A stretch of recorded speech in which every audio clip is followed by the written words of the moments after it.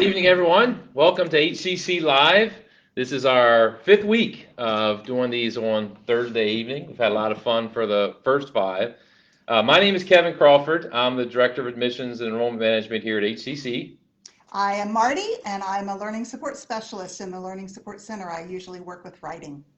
And I'm Mike Martin, Director of Advising and Registration, and it's great to have you here tonight. Thank you. It's fun to be here. Yeah. We're excited. We've had, I know you and I have been here all 5 weeks, but we've had some great guests each time. Unfortunately, I've been here all 5 weeks Yeah, with you. yeah. I have enjoyed watching from the comfort of my chair at home. So we've covered some great topics the first 5 weeks, all the way from admissions all the way through registering for classes and knowing what to look for. And tonight we want to go over all those kind of resources that you can find as a student to be successful in college. Yeah, things kicked off this week for 4 of our 6 different sessions in the summer. Classes started on Tuesday. There are dates and deadlines that are posted for the summer semester out there right now. I know Kendra Perry's out there. She's probably already posting the links for that right now. Just so you're aware, if you're watching and you need to make an adjustment to your schedule, or if you need to add a class or drop a class, those deadlines will hit this weekend.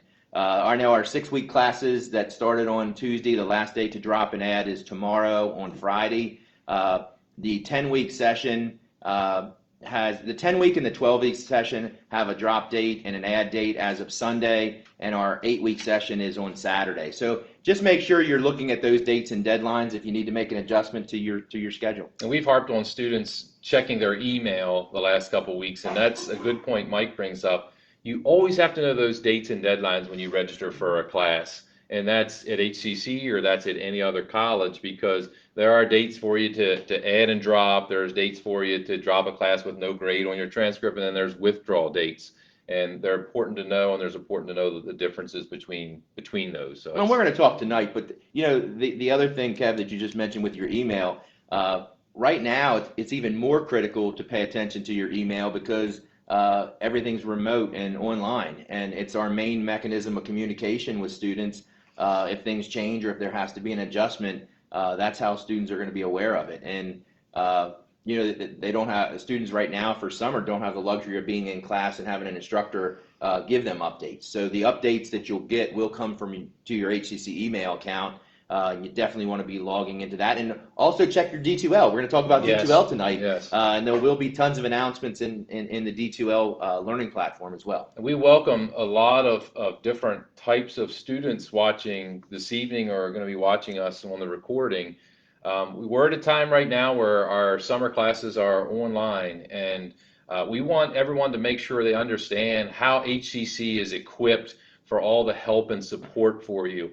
If you're an adult learner out there and the summer semester is your first semester here, we hope you're watching so you can learn a lot tonight. Or if you're thinking about the fall semester, online doesn't mean it's impossible or I'm out on that island doing it myself. We have a lot of support built up here at the college for you. If you're a high school senior who's graduating and you just went through a couple months of doing online high school work and you're thinking, online's not for me, I would say give it another chance, because we're equipped with that assistance just about around every corner, and even your syllabus in each class and your faculty member is going to tell you how to access some of that help. So we're equipped for that, and we hope those of you watching are taking summer classes with us, or you're registered for fall classes, or if you're undecided, you'll see how that works at a college like Hagerstown Community College. Well, and Kev, to your point, we have classes that are set up where things are traditionally online, where the students just need to get on and complete the work. Students also will hear the term like a hybrid type class, where I'll use a term called synchronous learning, which just means that as a student you'll be expected to get on at a certain time and have a class, kind of have a classroom type setting. And it's interesting because HCC, and you just mentioned it, Kev, with online classes, HCC is flexible, so that if you can't be on it at the time that you need to be on for that learning component, it's going to be recorded and you can watch it later. The good part about having a class that has that synchronous learning component or that learning component to be on is you can connect with other students. Right. And a lot of times with online classes, sometimes you miss that connection. But with that kind of learning where you need to be on at a certain time, you can connect with people in your classroom that way. And I think that's valuable. Right. I think we got our first question coming in tonight. Mike, Melissa from the spring semester wants to know how spring semester students can make up missed labs. So Melissa, at this point, grades have been posted for the spring semester. If you were able to obtain an incomplete from your instructors, and that has to be approved by the instructor and the division, you have an incomplete, then you would still want to work with your instructor to make up those labs. If your grade's already posted, you wouldn't be able to make up any work in the spring semester at this point, unfortunately, if you haven't already had the incomplete. So your grade's out there. You would have the opportunity, if you're not happy with your grade and you weren't able to complete lab work or complete work from the spring semester due to the circumstances we've been in, you can appeal your grade by completing a registration appeal form. Yep, that's a good point, Mike. And we'll start talking now about getting some of that help. And a lot of the login that you're going to need for your classes to get onto D2L or self-service, your email, it's found on your acceptance letter from HCC. And if you're a new student and you do not have that acceptance send an email to admissions@hagerstowncc.edu. And it's funny, we were talking before we came on, Marty, that some students try to do classes on their cell phone. Like they'll try to log in, and you were saying that it's almost impossible to do. It's very difficult.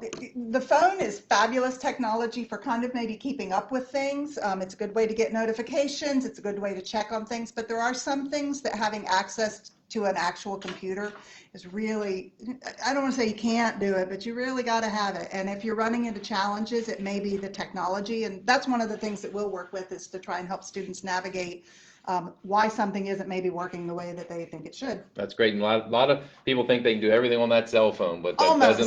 doesn't always happen that way. There sometimes needs to be that computer or that laptop there. And for I think there's grant money. Yeah, there's actually a what's called CARES funding. There's an application on our website for students to fill out the CARES grant application, and actually there's money there. I think it's $500 that students can, if they're eligible, can use, and they can use that money toward laptops. Through our books, Through Campus Store. Through the Campus Store Yep. too, I think. So let's talk about the first thing, which is our D2L. All right, the D2L is what's really replacing Moodle. It's not somebody on Star Wars. It's not, even though it sounds like it is. But one campus here for a while, we went from Blackboard to Moodle and now D2L. So let's talk about D2L and what it is. I mean, what when a student says, I'm new here, I'm accessing D2L, what specifically am I looking for? What are you? So what we talk about with D2L is a learning management system. And all that means is it's one place that you can go to get all of your information about your class. So we have the capability then to have the instructor in that space and have all the students in that space. It's like a Facebook site or an Instagram site just for your class. And so what that means is that you'll log in with your Active Directory information, that same name and password. And as you log in there, then you'll see the classes that you have registered. Now, almost every class has D2L, not all of them, so you may not see it. Most classes are now having at least something that shows up on D2L, and they'll be structured a couple of different ways. Sometimes it's by topic or by chapter or by week, but you'll find things like your syllabus, your schedule, what the assignments are, and that's a really, really important academic spot for you now because we're not in a classroom. So everything's going to be in that D2L course. And so if you're looking for some kind of information about your class and you've checked student email and you've checked D2L and you're not seeing something, then that's the point where you want to start raising a flag. But that's the first place. Check your email, check D2L, and look for that information about your class. And then some classes have what's called an access code. And if you are going to the campus store to get your textbook and you say, oh, my class has an access code. What does that mean when it says it has an access code? So sometimes, while D2L can do all kinds of things, we can get PowerPoints in there and interactive testing and all sorts of discussion boards. There's still sometimes software or a website that needs to be accessed to complete your coursework. And to have access to that site, then you'll have an access code that you put in and it says, yep, you've purchased this ability through this class and now you can log in. Sometimes there's like a my math lab or my chemistry lab or different economics courses. Different classes will have that extra access code. And so that's one more place that you have to check for information. But again, not every class has that, but that is something to be aware of. And if you're a student and you're not sure, wow, which one is for me, reach out to us. You know, the nice thing is about a college and, you know, your faculty and staff is we're here to help you. The old, that's a dumb question. It doesn't exist. So if there's something you're not sure of, make sure you reach out and ask. And I remember when I was a student here a long time ago, I didn't understand the college lingo. And I remember the advisor that helped me, and the things she taught me in that first session really helped me become a student. But that didn't mean I was an expert. I still asked questions. So asking and reaching out for help to someone like a faculty member or to the advising officer, the admissions officer, financial aid is very important. Yeah, and we were just talking. I think the other thing that happens sometimes, we were talking about login issues versus my course isn't appearing in D2L. Understand, and I hope we can get this posted, if you're having login issues, you know, my Active Directory password's not working, or I can't log into D2L, or I can't access my email, those kind of questions would be directed to the IT department, the Information Technology department. If you're in and you're able to log in to D2L and you're not seeing your courses, or you know you're having problems with once you're into that platform, then you would want to reach out to LT or Learning Technologies. It's a completely different office that handles those things. So again, login issues, IT problems within D2L from the distance learning standpoint, you want to reach out to Learning Technologies. Yeah, if you're when that time comes, we're back on campus and you're logged into a computer on campus, make sure you log out. You don't want to leave, you know, yourself logged in there. And I'll also throw in that something to try is to try a different browser. So if you're using Chrome, try it in Firefox. If you're in Firefox, try it in Edge. Try a different browser. If there's more than one computer in your home, try a different computer. See if you're still having the same trouble. If it's a login issue, that's often where we'll kind of troubleshoot and see where the problem is. Yeah. Let's talk about how to be successful in classes. All right. And this is a big transition, especially for our younger students. There's a lot of Mike Martins out there who just showed up to their high school class and they got an A. And it was very easy for them. Things came without doing a lot of homework and a lot of work. Now we're in college. So what do you think the expectation is? How many hours should a student be putting in as far as work goes? Well, before we get to that, I think as I've gotten older, things have gotten more difficult. I've written things that I've had Marty had to edit for me. Like I've taken emails and papers to Marty and say, hey, can you edit this for me? So I think things have gotten worse. Some of us didn't have computers. She's wonderful.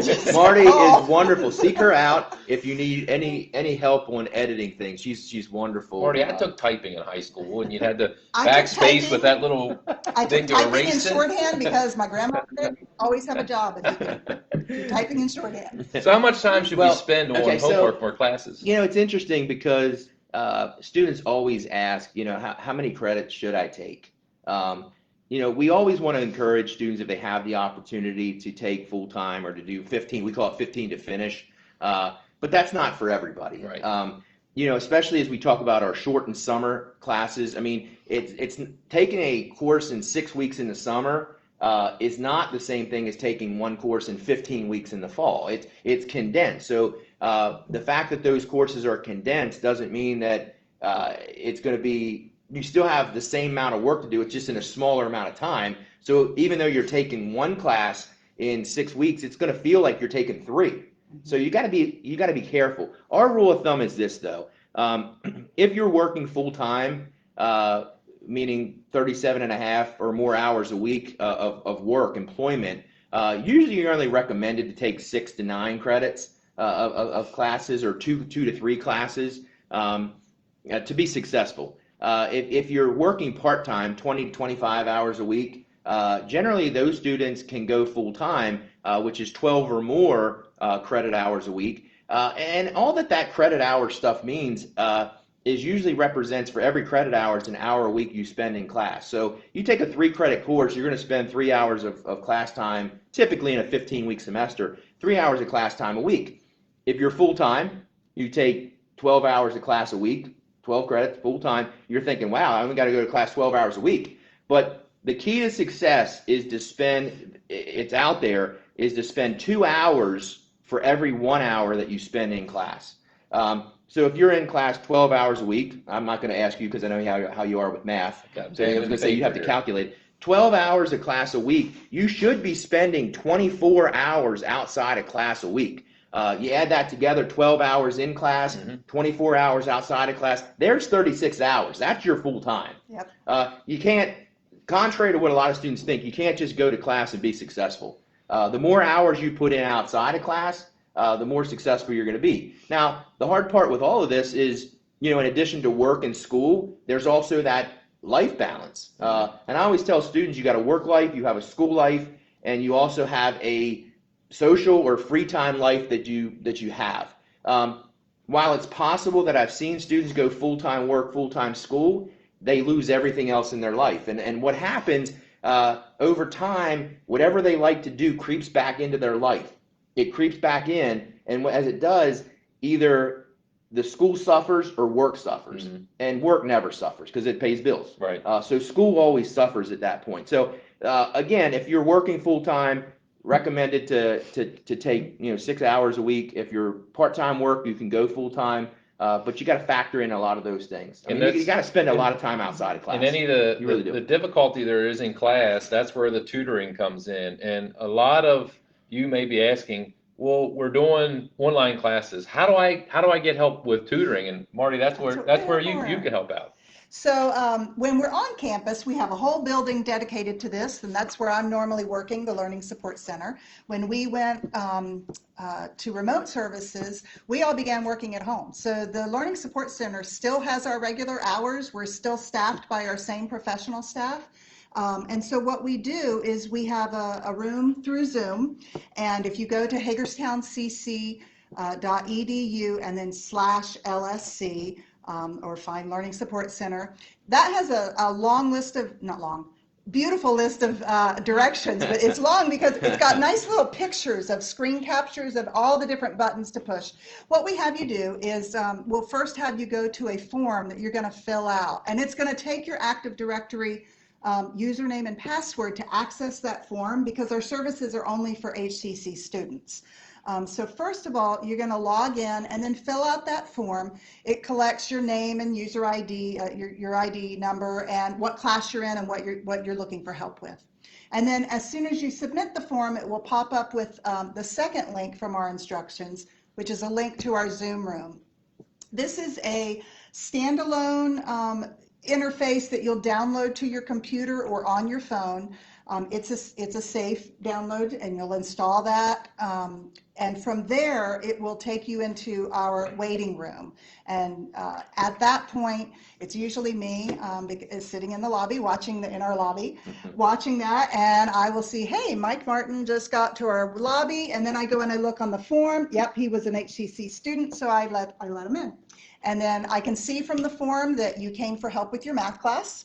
And so then what we do is we have breakout rooms, and these are small individual Zoom rooms, and we can put Mike in that room and then have David or Charles or Caleb, Chris, whichever tutor is there and works with that subject can go into that room with you and work privately, and we can share screens with you. We can send links and files and share that. So it's like being in person. You don't have to put your camera on if you don't want to be seen, but we'll look at your pretty face and won't tell anybody you're in your PJ bottoms. So it's good. It's a lot of fun. And that's something that, like I said, we talked about it earlier. If you're a younger student and you're just not used to that online setting from high school, you can see how this works at HCC, that there are people who are going to be helping you in these Zoom rooms and these breakout rooms, and you're going to be working with an actual human being that's going to help you, care for you, work with you in whatever situation. And you have your faculty member as well that you can reach out to. You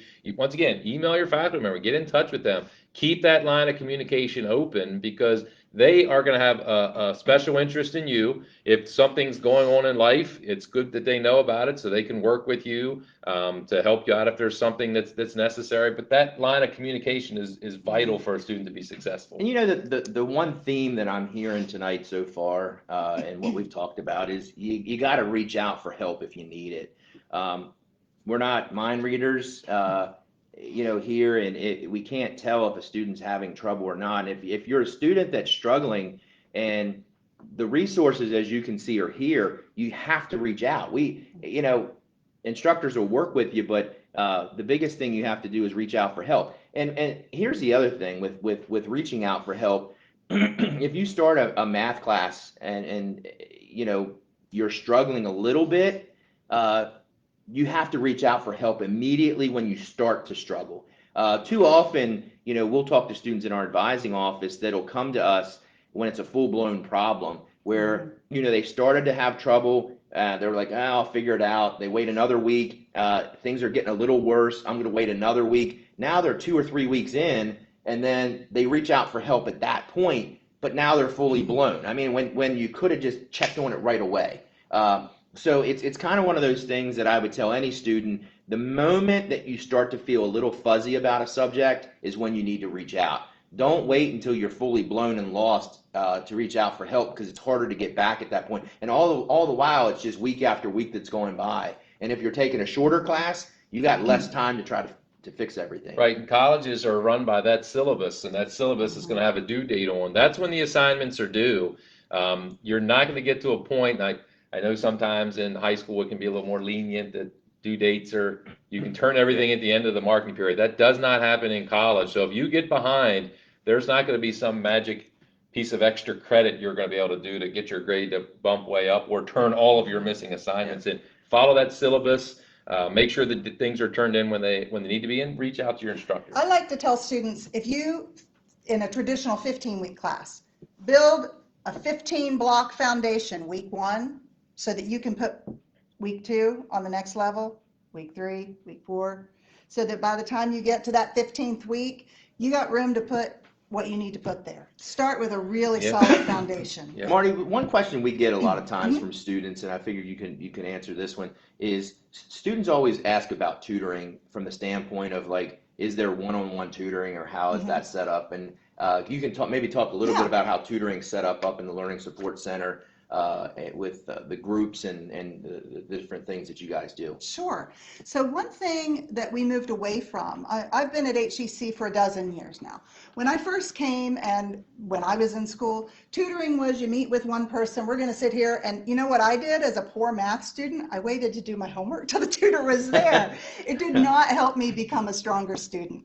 So research has shown over the past 10, 20 years that students are more successful if they're not having that one-on-one, I never do my homework till I'm sitting with my tutor kind of dependency. It's not helping them to learn independently. So we moved years ago to a model where we're not doing a lot of one-on-one tutoring. What we are doing is helping students work independently. And so we work privately with you, but it's not like I'm going to sit with you for an hour and just help you make sure you do your paper exactly right and you're getting an A+. What we're going to do is teamwork with you to help you build the skills that you need.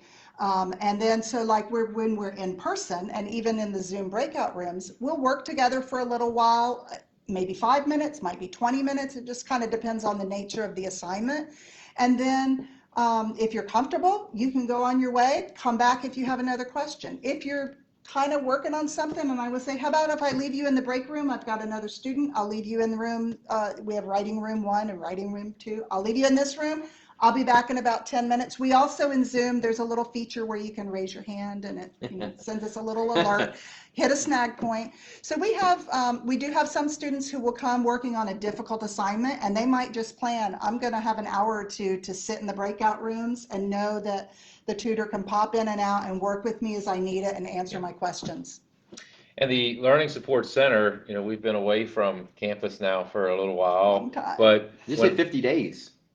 of Wow. remote learning That's or true. remote That's true. operations. 50 I days. know when we give a campus tour from the admissions office, there's a couple areas on campus that our students kind of light up when they go in. This building, the student center, is one of them. You walk in here, the cafe is fantastic, the dining area is fantastic, student activities is wonderful, and there's a lot going on. Students love that.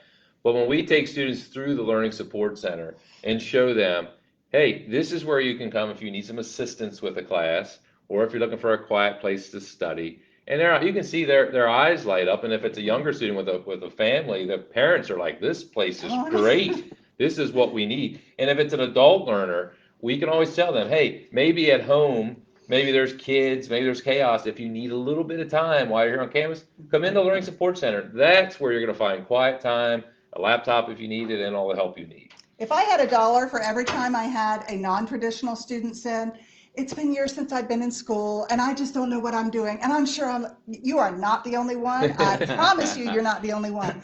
But it does so much better. Just speak up as soon as you're running into the bumps on the road. We're happy to help answer questions. Sometimes it's not even a particular class question. It's just, I don't know who else to go ask, but I can't figure out how to get this one thing submitted in D2L, or I can't figure out exactly whatever your question is. We're happy if we don't know the answer.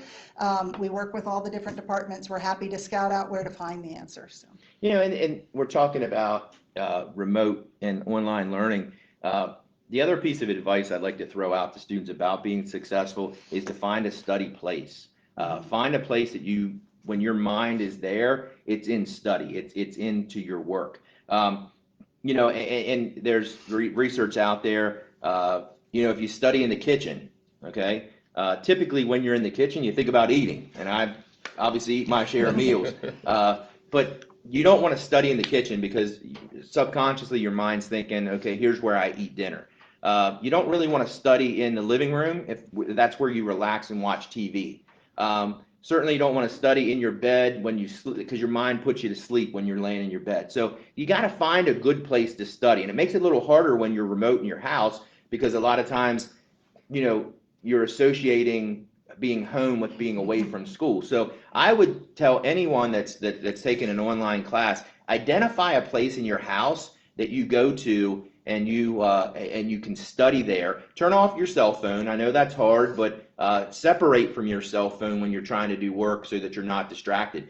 It's said that if you get distracted, it takes about 15 minutes to get back to where you were. So if you want to have productive study time, I'd suggest you put your phone away, find yourself a study place in your house. Tell your family, whether it be a spouse, a parent, a brother or sister, to let you alone. I know that's easier said than done, but if you're trying to be successful and you need that time, I know, like right now it's interesting because since we've been operating remotely with work, I have a little office at the house, and that's when I sit down at my desk at the office at the house, I work. Mm-hmm. Now, if I was to take my laptop out to the kitchen, or I take the laptop out to the dining room table or something like that, I might not be as productive, because in my mind, when I sit at that workplace, that workstation, that's where in my mind I'm working. So try to find yourself a study place in your house. Go ahead, Marty. I was just going to say, Kendra, who is over the library, Kendra Perry just made a fabulous video that has tips like this. And if you go on the website and then go to the COVID-19 page and then go to the student page from there, you'll see a link to a LibGuide about remote learning, and it'll say remote learning resources. And on that page near the bottom, we now have a video of Kendra kind of giving, I think it's about a 15-minute little workshop on how to do that successfully. And I encourage students to check out that whole page of remote learning. There's lots of links there. I printed out this one that I know is not going to show up on the camera, but it's a thing that you could print out each week. It's a little schedule. It's got a space to write down what assignments you have and what your goals are going to be. So if you're managing, a work schedule, your family schedule, your school schedule, it's funny, sometimes you sit and you map this out and you're like, well, no wonder I don't have time to do my schoolwork, because there aren't that many hours available. So this kind of a tool, there's another tool that helps you in focusing and making goals and setting a timer, a Pomodoro timer, all different kinds of resources to help you be successful, because it's not easy to be a student in the first place. It's a lot of work. And then to do it remotely, especially if you're not comfortable with that, it's an adjustment. But I'm so proud of our students, man, the ones that have worked at it and then they come back and they're all excited and I figured out how to do this on my own. And I just, it's very fulfilling. So I just encourage you, if you have questions, keep digging and come to us and let us help you find the answers. We want to help. A lot of our students aren't necessarily just taking classes between 8 and 4. They might be taking classes at times when other family members are sleeping or so. Marty, what time does the LSC have hours to help students, and when can they expect to be able to talk to someone? So our hours are on the website, but Monday through Thursday we open at 8 in the morning and then we close at 8 at night. On Fridays we're here at 8 and we close at 5, and then Saturdays from 9 until 3. Now those are the times that Zoom room is open and staffed. We're closed Thursday afternoons for a staff meeting. But other than that, during our hours of operation, we are always staffed with professional help. If for some reason you came for a particular class and I had off that day and it was we still have a professional person who might be able to help answer your question, but if they can't, we'll get in touch, help you get in touch. Outside of that time, in the next day or two or several, there's going to be a chat feature where you can also chat and you could email us. And so there's a lot of other ways to get in touch with us if you're not able to virtually come to that Zoom room. You can still contact us, and especially if it's something that you're not available at all during the Zoom, email us. It's lsc@hagerstown.cc.edu and say, I really need help with this thing and I can't come during the Zoom hours. What are my options?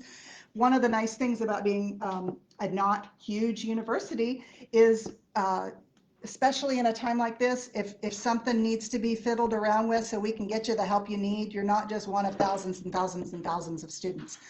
So we'll figure out what we need to do to get you the assistance you need. And we always stress your average class size here is about 18. So we're not a university where you're just going to be a student ID number and working with like a grad assistant. Our faculty are going to have an interest in what you're doing and they're going to be able to help you out tremendously. And the other thing that's critical, I think, right now with operating online or with remote classes and so forth, and I know this probably drives you nuts sometimes with students, I was a real big procrastinator when I was in college. I could get away with it. Unfortunately, I never learned the hard way. I wish I would have had an experience where I couldn't have got away with procrastinating to the last minute to study, to do work and stuff like that. When you're online and you're taking classes at a distance, you can't really be a procrastinator. And when I say that, what I was going to tell you, you don't want to be the learning support center that closes at 8 o'clock and someone logs in at 7:30 and says, I have an assignment that needs turned in tonight. I need help with it. Because at that point, it's and I'll just say it's not your fault at that point when you're trying to help. We try to do the best we can, but whatever you do, just don't wait to the last minute to try to seek help in a class that you need. If you know something's going to be due Friday night, then try to work on that if you can. And again, I know for procrastinators it's hard, but try to work on it Wednesday or Thursday to get the help you need, and don't wait till Friday night when the Learning Support Center is getting ready to close to ask for help. And I know it's really important to not procrastinate. I can't care more about your education than you do. So, but one thing that I would highly encourage right now, when we're in this first week or two of class, if most classes will have some sort of pattern, usually. Your assignments are going to be due on Tuesdays at midnight, or everything's going to be due Saturday at 5 o'clock. So if that's the timeline that you're seeing that things are due and you are a procrastinator, then what I would do is in your planner or your calendar or on your phone, which I'm sure you all have because you all want to be good students and you want to plan, I would set those deadlines in your head for a day before. Go for a day before, 2 days, whatever it takes, so that you're hitting those deadlines before the deadlines are here. Because I can't tell you, sometimes we get somebody who says, well, this thing was due and I didn't get to it until today and now it's due at 5 o'clock, but I lost my internet and I'm using my brother's phone and what do I do? Most of the small stuff that you might not read in your syllabus will probably say something like technology failing is not our problem. That's your problem. Now, if it's D2L that went down, that's it. But you lost internet at your house, or your grandma had you stay for dinner and now you don't have a computer. like that's going to be on you, not on us. So we want you to be proactive about that. So if you are someone who has lots of schedule changes, things like that, give yourself that mental deadline that's ahead of when it's really due. And especially sometimes because students will come in and say, my whole paper is done, everything's done except this one little bit. I just need to do my citations. That's not like a 15-minute thing. It looks like it because it's one page that all you have to do is type it up, but it's more complicated than that. So you don't know for sure if you haven't done it exactly how long it's going to take. So plan for that. Kevin, you know what citations are? I think so. It's where when you're copying somebody, you're not going to copy them because you're going to say where it came from and use it the right way. There And you we go. have Yeah, resources there you about go. that Got it. on the You got library it. website. So we of course would love for every student here to get A's in all their courses, but we know there's going to be some students who put in a lot of work, a lot of time, and the class is still going to be maybe a struggle for them. So let's walk through the process of a student, when they should identify. We've already said you're having trouble, contact your instructor, but I always have students ask me, should I withdraw from a class or what should I do here? Mike, what advice do you give students in that situation? I always I always tell a student to communicate with the instructor. Number one. And again, a lot of times we'll hear students that come and they want to withdraw from a class or drop a class, and it's nearing the date, and they might withdraw. And it's interesting because we'll sometimes get emails from faculty members saying, "Hey, what happened to Kevin Crawford? Why do you leave my class?" And we'll share, well, they shared with us that they were struggling in your class and that they were worried that they weren't going to pass, and then faculty members say, well, they never contacted me. They were actually doing okay. I mean, they had some rough patches that we can fix, but it wasn't like they were completely failing the class. They had a chance to pass it. So the number one thing if you're struggling in a class is to reach out to your instructor, communicate with that instructor, and know where you are with your classes and your grades. While tests are important, there's homework that factors in to the grade. There's multiple things that factor into grades, and they all have different percentages. And I know in D2L, you might see a grade that's posted, but you might have a lot more points that are still available in the class that you can save that class. But the biggest thing is to know the dates. Communicate with your instructor, know the dates and deadlines if you do have to get out of a class. And the biggest thing, if you get financial aid, don't withdraw from a course until you potentially talk to financial aid first. There are situations, as we talked about during our financial aid episode that we did, if a student drops a class and it's before a certain date, they may not get financial aid for that. They may owe money back. And they may owe money back to the college. So, there's a lot to think about. It's not just one of those knee-jerk reactions where you withdraw from a class because you don't feel like you're doing well. You should seek out advising. You should seek out your faculty member. You should seek out financial aid, and give yourself time. Again, don't wait till the last minute to drop a class and then drop and realize that you need to have a chance to get into that. I mean, you should be thinking about this and working with different people on campus if you're thinking about dropping a class because you're not doing well. And whatever you do, don't just walk away. Goodness, no. There are students who are not doing well in a class and they walk away. And I think maybe the process they think is it just will go away. There's going to be F's put in as grades for you. And a lot of times, a year or 2 years down the road, you want to come back to college, and those F's could have affected your financial aid. You could have been dismissed. I mean, there's a lot of things. So don't just walk away from the class. You need to communicate if something's not going well with instructor, financial aid office, advising. That's extremely important. Mike, one of the things that you brought up about being different than high school, it really is. In most classes, you're not going to get to the end and then say, well, you were working really hard. We just won't count that couple of chapters you didn't get done, because that doesn't happen in college. And that can be a really rough wake-up call for a young person who maybe is fresh out of high school, and especially this last school year has been kind of all over the place. So encountering something where there's firm deadlines can be really challenging, but communication, we're in a professional, communicative, academic environment. And so for me, when I've been an instructor, having a student say, hey, the reason I missed that deadline last week was I had a student, I said, I never take late work. Just don't even ask. Don't take late work. Well, she had straight A's in the class, did everything, but there were 2 weeks that she just dropped off the radar, and I thought, it's really weird. I didn't hear from her. Turns out she'd been in a car accident. She'd been laid up in the hospital. She'd had surgery. It's like, why didn't you let me know? Well, you said very clearly you didn't take late work, so I just didn't say anything. So that communication is really important. If there are really extenuating circumstances, your instructor knows why you didn't show up or why something didn't get turned in. The financial aid impact, the building up and then finding out your grade is just unsavable at this point. All of that can be avoided if you're in communication with your instructor and you're raising a flag when things aren't going as you'd like them to. Yeah, and I want to bring up this again. This month, the month of May right now is Mental Health Awareness Month. We talked about one of our episodes with wearing green for mental health awareness. And again, I want to put another plug out there for our BIT team, Behavioral Intervention team on campus. For those students, as you go through the summer semester and you encounter things, it could be a car accident, it could be that you don't have food, you don't have you're having some depression, you're going through some things. As we've said before, there is a student assistance form that you can fill out online that our team can reach out to you. We said last week that there's telecounseling that we have available that students can take advantage of. And it's stressful. Again, as students go through semesters in college, things do get stressful. And you know, it's not uncommon to have some stress and some anxiety as you're going through your classes. And if you're feeling that it's getting overwhelming for you, reach out for help there as well. We want to make sure you do well academically, but we also want to make sure we're taking care of our students' mental health as well. And again, I just wanted to put that out there. We do a great job on campus working with students that have needs that they need to reach out. And if students let's say you're, this form I showed you, you're like, well, that would be great if I knew how to do that sort of thing. I have no idea. I've never been a college student. I've been out of school, whatever.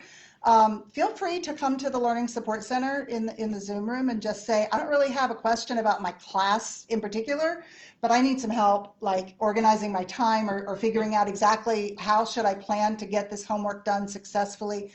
We're happy to point you to some resources and work with you to help you plan that to be successful. It's not just, I can't do this math problem kind of help. Any academic support, we're happy to provide that so you can be successful. So I hope that helps. I mean, I think that's a good overview of, getting assistance here at the college. And Can I throw in one more go ahead. Hey, she's using the one thing tonight. Usually mine. I usually have one more thing, but I don't have one thing tonight. This is like the biggest perk that I just love, and it so often gets overlooked. And that's that with your student email, you can get the entire Microsoft Office suite for free. Yeah. And I tell every student, even if you think you will never use Word, PowerPoint, that is not your thing, get it now. 5 devices too. On 5 devices, and it's free. And all you need to do is go to your student email, and there's the Office 365. We have directions on our website. We'll walk you through it. But download that and install it. And when you sign in with your Active Directory stuff, it knows you're with the college, and it'll give you the full license. And you can take that with you. I don't know how long the updates are good for, but at least, for a while here, you'll have a free set of the whole shebang. So make sure you take advantage of that. That's while great. You're here. That is fantastic. We've come to the end of our road for this. Hey, and we've talked about maybe doing these in the future. I'd love, the I Kevin think and Marty show, and then maybe RJ and Stephanie coming in. That'd be fantastic. Yeah, forget about me. Boot me out. I'm done here. I gotta ask, that's a green shirt, right? It's bright green. Looks a little I green. was going to apologize to everyone who had to back up from their computer a little bit, because Mike does have some loud shirts. So I do. Good attempt there, Mike. That's Bright, great. matches my personality. Bright personality. Well, this was a lot of fun. Yes. Tonight was a lot of fun. All the sessions Glad you had were. here, Marty. Yeah, Oh, Marty, thanks for being here, and fine. we do hope to do these in the future. Be happy. This is tremendous, and I do think we have one question coming in. Marty, Veronica wants to know if students can download the Office suite. Yes. So what you're going to do when you log into your student email, you have access to all the mobile versions but also go to where it says Office 365 and then say install Office apps, and it's going to download that program. And if you didn't get all that soon enough, go to the Learning Support Center webpage, and in our help files, or check with us and message us if you can't find it. But yeah, you just I'm glad download you said that, that. That's a great install question. it. It's a fabulous Wonderful. resource. And it breaks my heart sometimes a student will say, oh my gosh, I just paid like $220 to buy this. Yep, Yeah. it's free with your student email, so check it out. That's great to know. As we've done, we got some shout outs. Glad to have you here tonight. Yeah. But Dr. Olgelati, our Dean of Students, has been wonderful asking questions throughout all these sessions. Certainly our Public Information Office, Beth Kirkpatrick's here, Brittany Himber, and Sarah Moore's one of my favorite people today. She gets the gold star for bringing in donuts for us. So I picked the right How's week that? to yeah, come. you completely picked the right week. So hats off to Sarah for doing that. Peggy And Hudson. Peggy Hudson, who's been here from Learning Technology. And then also Kendra Perry. Kendra's been wonderful, who's been out the there fingers. just posting things like crazy when we bring them up here. I'm glad we don't have to worry We've had about the doing easy that. part. We have had for the easy this. part. And the faculty and staff that have been out there. I know we've had a lot of faculty staff post things and help us with comments and Yes. things like that. So Yes. definitely going to do this again. I think we're going to take a little break from doing these HCC live sessions, but as we get into late summer, maybe even fall, we're going to start some up again with some different topics. Yes. This has been great. We've had a good, I think we've had a great response from students. It's wonderful to get the questions. This is just a great format for us to be able to answer those things. Yep. All right. Thank you all Thanks for very having much. me. Thank you. Thanks for joining us on HCC Live. We'll see you next time. Bye-bye. Bye.